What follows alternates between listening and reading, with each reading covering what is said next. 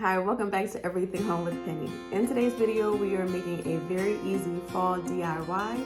We're making a fall sweet gum wreath.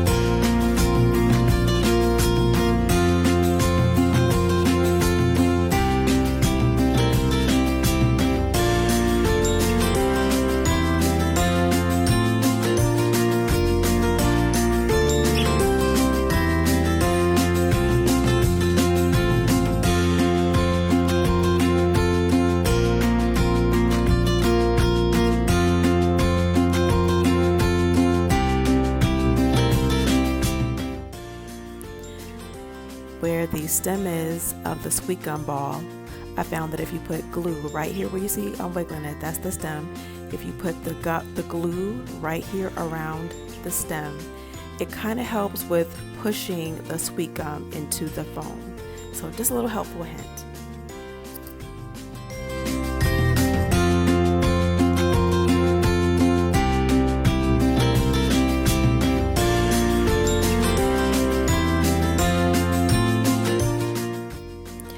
I'm really happy with how this wreath turned out. There are areas of the wreath where you can see the foam. You can try dried moss to press into those areas.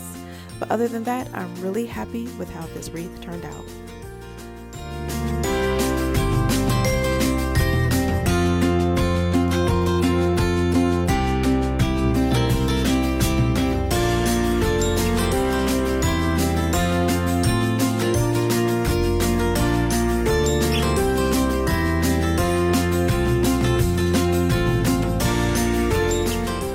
So I hope that you enjoyed today's video making this DIY fall sweet gum wreath.